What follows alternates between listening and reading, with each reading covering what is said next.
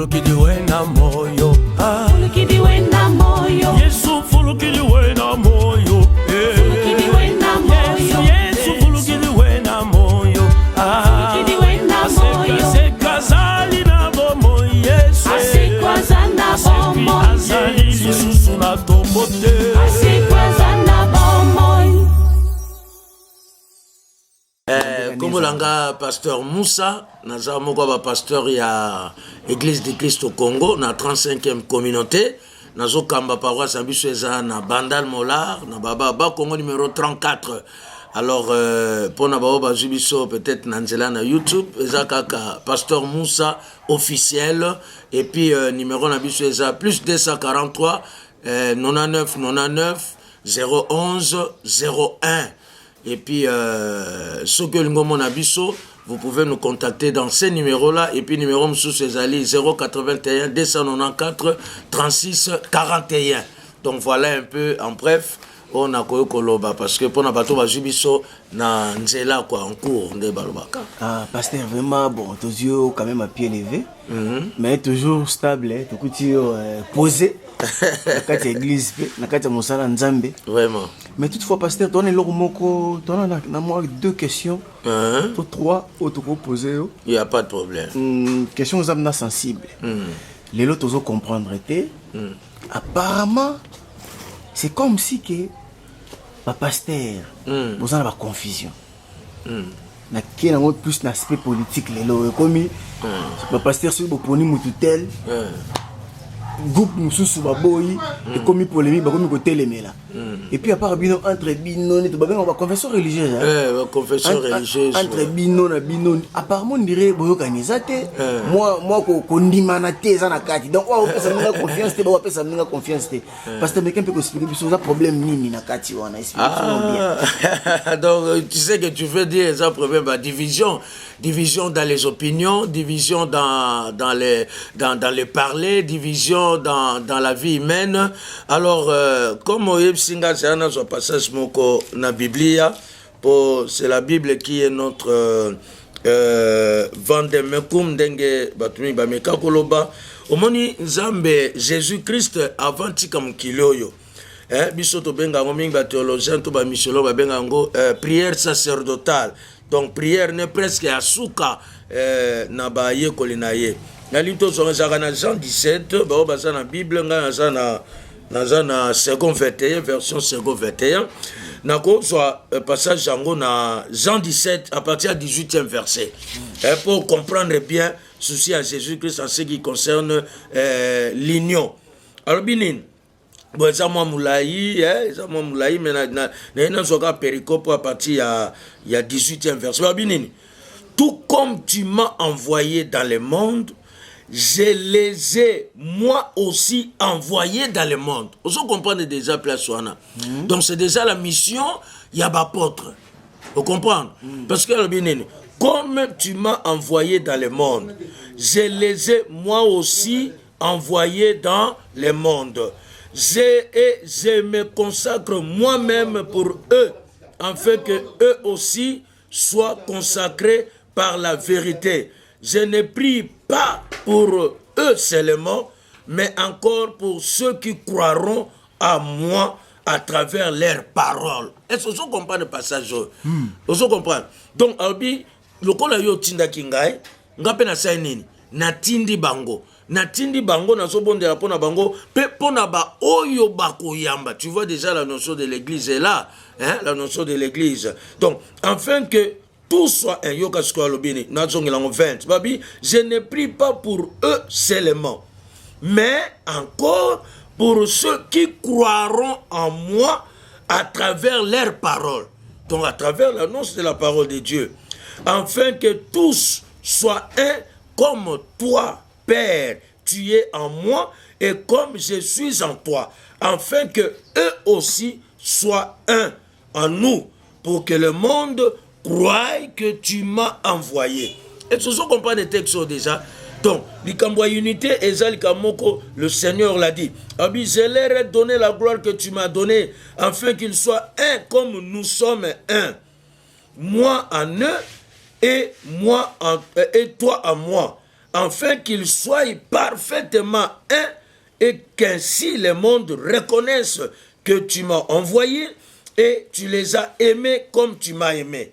Père, je veux que là où je suis, ceux que tu m'as donné soient aussi avec moi, afin qu'ils contemplent ma gloire, la gloire que tu m'as donnée, parce que tu m'as aimé avant la création du monde. Donc, au moni Zampi, ce qui te zolo baba diversité, ce qui te zolo baba confusion, ce qui te zolo baba désunion, et ça parce que les gens ne veulent pas être unis. Nabanzi, Likambo, Jésus a répété bien, toi tu m'as envoyé, moi aussi je les ai envoyés, mais mon souci, le souci de Dieu, est que le monde soit uni. Et que les apôtres, avec ceux qui croiront, ceux qui croiront en eux, hein, qu'ensemble nous formons un corps, ensemble nous soyons unis. C'est ça le souci de Jésus-Christ. Mais l'autre comme Sanga, les Kamudengano lobby, est vraiment exact, que la division est belle, mais je ne saurais pas aussi en tant qu'humain, je ne saurais pas aussi en tant que pasteur, ou je ne saurais pas en tant que chercheur, il y a ça tous les éléments possibles qui causent les divisions dans les églises. Parce qu'il y a certaines divisions, au hôtel pensa, au monde pensa, au pensa les diables. Il y a certaines divisions peut-être voulues par Dieu, mais eux ils ont voulu par Dieu et la conséquence de face de pensate. Je ne voudrais pas entrer vraiment dans la profondeur, il y a pas de division, mais oui, tu as fait un bon constat que la division est allée, la incompréhension est allée, la makambo est allée, mais la cause de nana lobawana est tellement multiple que même un gars n'a pas aussi le sangoté. Est-ce que na kati pasteur, est-ce que soki na mutuana parfois olingaka été? Oui. Mais soki exemple 10 personnes ba voter, bino 3 boboyé. Bino 3 boboyé. Aleka te pour 10 ans ba voter aleka. Bon, le problème de choix. Au moins ma majorité est différent dans ma kamazambe. Oyebi que les lots sont totalement bien. Ba loi mingi zo à la voter na ba parlement peut-être européen ou bien na ba pays européen. Majorité ba zo ko approuver ngo, mais ça ba loi mabe par exemple. Au moins, tu peux ça par exemple belé le quoi homosexualité, avortement, nini tout ça, makambo bestialité tout ça. Et ça na ba tumsusu bazali, le quoi baza majoritaire, il y a gouvernement, il y a parlement. Il faut ça ka bato ba ko sala pe na obédience wana.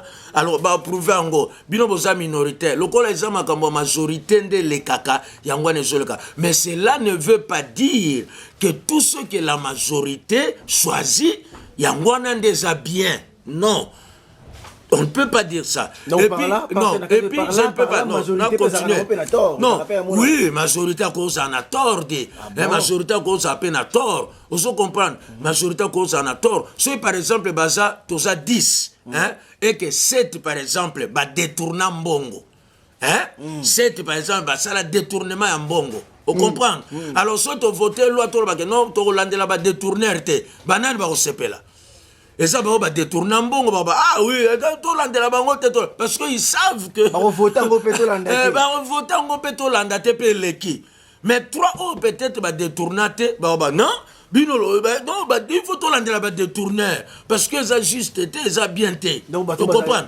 Minoritaire quelque part, ça s'appelle la raison, mais. Non, oui, biso tozala na bilenge ya mwinda toyemba nzembo moko partout des hommes en guerre, les cris des pauvres se perdent dans les chaos. Vous comprenez? Donc cela veut dire quoi? Cela veut dire que ba cri ya ba pauvre donc na bi minorité wana ba goza peut-être ba pauvre quoi ndé to considérer, ça dépend, il y a contexte. Ba cri ya ba minorité mingi se perdent dans les chaos parce que ba oyo peut-être ba za ko décider ou bien ba oyo ba za quelque ba za de l'autre côté ils sont majoritaires.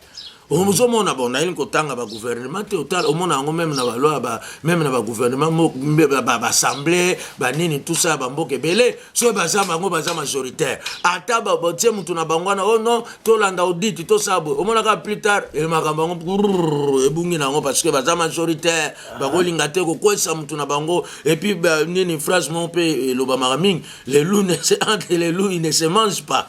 Donc, vous comprendre. Donc, on a répété que majorité, cause en a raison, tout qu'on peut, cause en a fausseté. Tout qu'on peut minorité, cause en a raison, tout qu'on peut, cause en a fausseté. Nous, il faut que la balance, il y a loco boniko sala, soit la justice, soit l'amour ou quoi que ce soit. Donc, il faut passer dans la balance.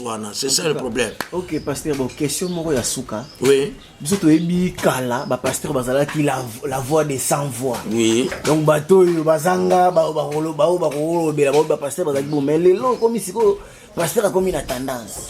Pasteur a commis mutuya. Bon quelque part place wana muto ngo za pasala ka mabe mais pasteur wana azala na ye. Na ebite place wana pasteur. Bon, tu vois, les kamwa tendance c'est ça le kamoko et memaka pe mabe mingi. Pourquoi? Parce que, nakope saka exemple moko, hein, exemple moko, les kamba tendance. Moi, je souhaite que un pasteur, azala mutumoko aza neutre. Neutre wana, cela ne veut pas dire qu'il n'a pas une opinion, non. Neutre wana na sens que azolande la balance y a justice ou balance y a bonne valeur. Vous comprenez? Okay. Nakope cet exemple, yoza imanien, ngana za vécu bien. Vous comprenez? Et ça déjà combien de tendances? Des tendances. Ceux qui jouent na biso atie bi, ata ya tous. Et c'est yo quand tu as le boya. Wow.